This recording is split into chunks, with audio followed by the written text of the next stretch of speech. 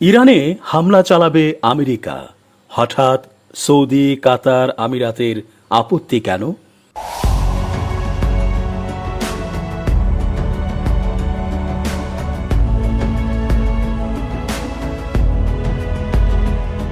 আসসালামু আলাইকুম প্রিয় দর্শক, আমন্ত্রণ আজকের আলোচনায়।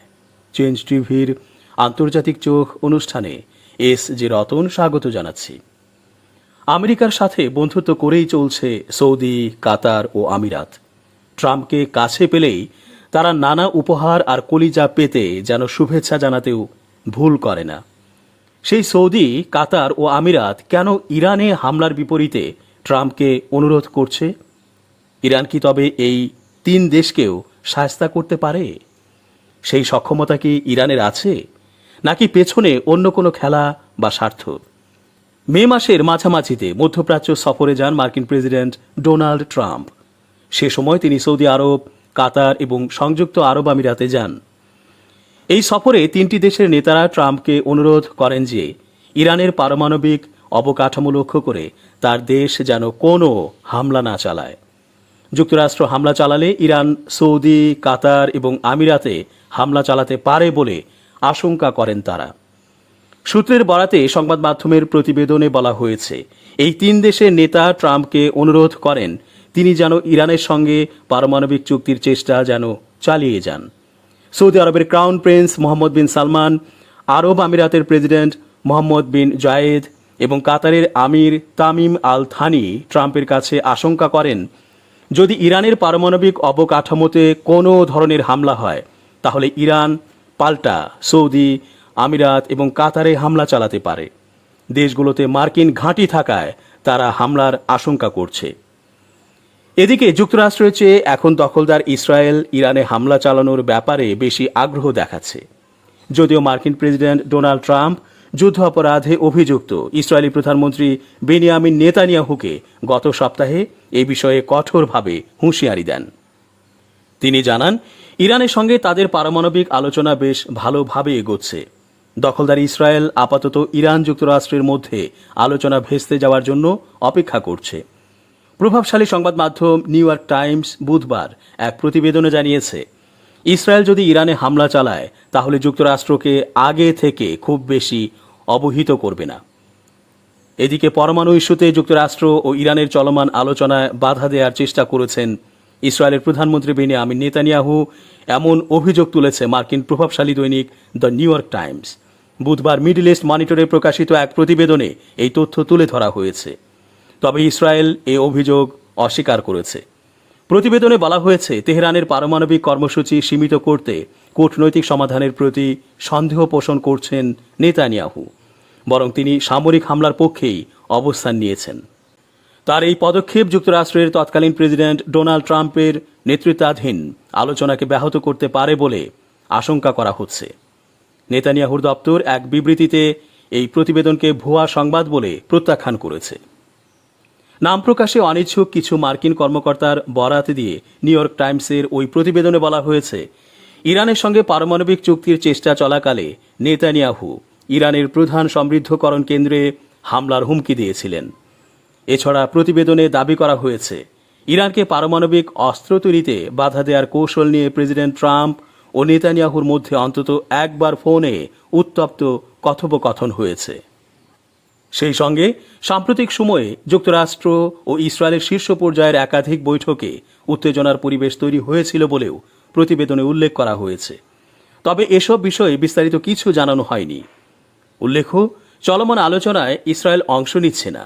যুক্তরাষ্ট্র এই আলোচনাকে গঠনমূলক হিসেবে আখ্যায়িত করে বলেছে, দুই দেশ একটি চুক্তির দিকে এগিয়ে যাচ্ছে। তেহরানের পারমাণবিক কার্যক্রমের বিষয়ে ইসরায়েলের অবস্থান আগের মতোই। তারা সামরিক পদক্ষেপকেই এই কার্যক্রম রোধে সবচেয়ে কার্যকর উপায় হিসেবে বিবেচনা করে। চলমান আলোচনায় মধ্যস্থতাকারী হিসেবে ভূমিকা রাখছে ওমান। দুই পক্ষের মধ্যে মতপার্থক্য দূর করতে মাস্কটে এখন পর্যন্ত 5টি বৈঠক অনুষ্ঠিত হয়েছে, যার মধ্যে 3টি হয়েছে সাম্প্রতিক সময়ে।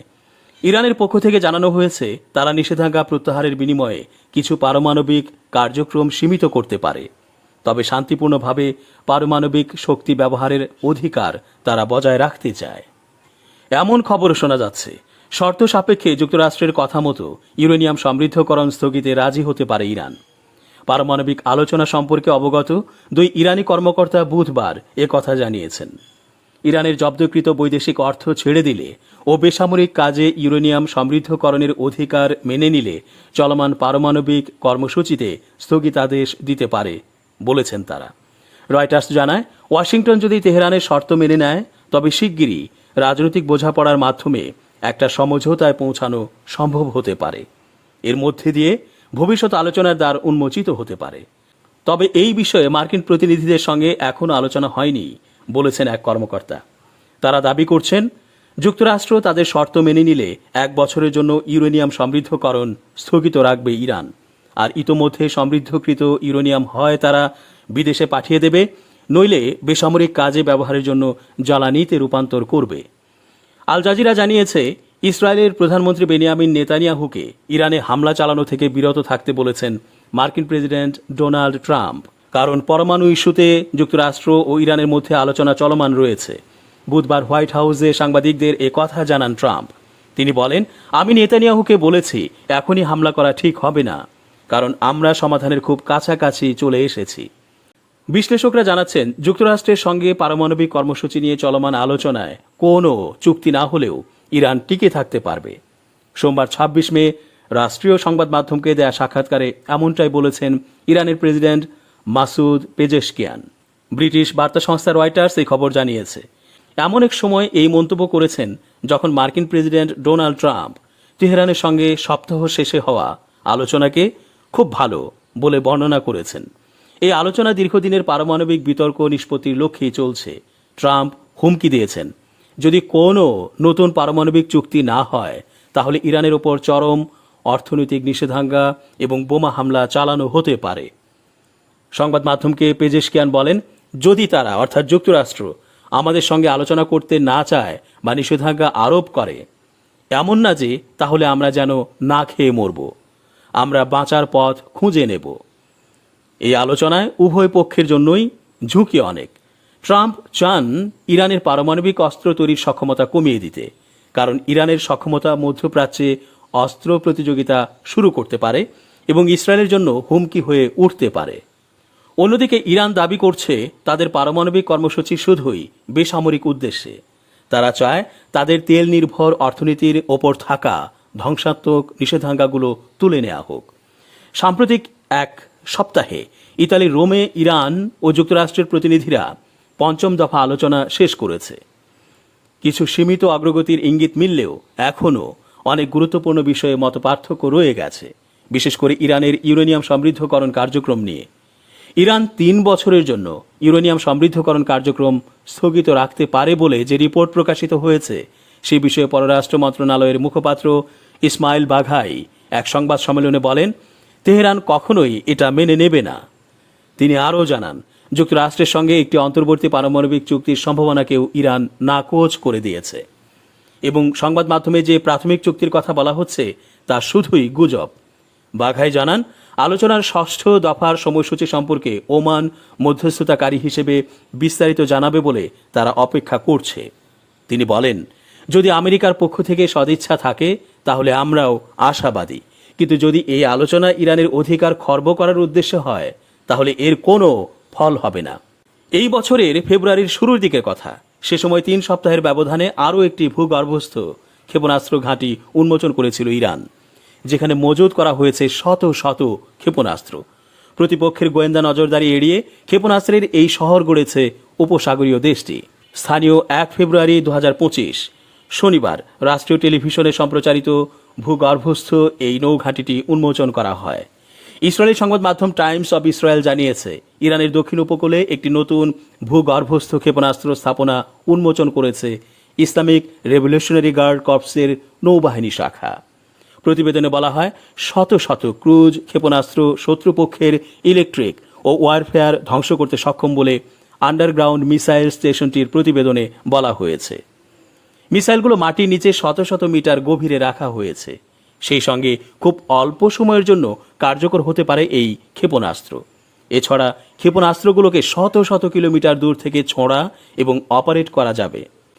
অন্যদিকে সমুদ্রের অনেক দূরের লক্ষ্যবস্তুতে আঘাত হানতে সক্ষম এই মিসাইল সিস্টেম আইআরজিসি প্রধান জেনারেল হোসেইন সালামি, নৌবাহিনী commander rear admiral Ali Reza তাংসিরির সঙ্গে ঘাঁটিটি পরিদর্শন করেছেন। তবে নিরাপত্তার স্বার্থে আন্ডারগ্রাউন্ড মিসাইল স্থাপনাটির অবস্থান গোপন রাখা হয়েছে। এদিকে ইরানের নতুন ক্ষেপণাস্ত্র ভান্ডার উন্মোচনের পর উদ্বেগ জানিয়েছে ইসরায়েলের সংবাদ মাধ্যমগুলো। টাইমস অফ ইসরায়েলের খবরে বলা হয়েছে, ইরান যে ক্ষেপণাস্ত্র প্রকাশে এনেছে তার পাল্লা 1700 কিলোমিটার। এটি সরাসরি তেল আবিবে আঘাত হানতে পারবে। ইরানের ব্যালিস্টিক ক্ষেপণাস্ত্র কর্মসূচি নিয়ে উদ্বেগ প্রকাশ করে আসছে পশ্চিমা দেশগুলো। তারা ইরানের বিরুদ্ধে মধ্যপ্রাচ্যে স্থিতিশীলতা বিঘ্নিত করার অভিযোগ করে আসছে। এর মধ্যেই ইরানের নতুন এই ক্ষেপণাস্ত্র ভান্ডার তাদের চিন্তায় ফেলবে বলে মনে করছেন বিশ্লেষকরা। এর আগে 18 জানুয়ারি দেশের দক্ষিণ জলসীমার উপকূলে নির্মিত একটি ভূগর্ভস্থ নৌ ক্ষেপণাস্ত্র ঘাঁটি উন্মোচন করে ইরান, যেখানে দ্রুত আক্রমণকারী জাহাজ এবং অন্যান্য জাহাজের একটি বিশাল বহর রাখা হয়েছে। এরপর নতুন এই ক্ষেপণাস্ত্র শহর প্রকাশ্যে আনল ইরান। দর্শক, আজ এ পর্যন্তই। শুভ কামনা। change tv.press এক ফোঁটা হলুদ নেই।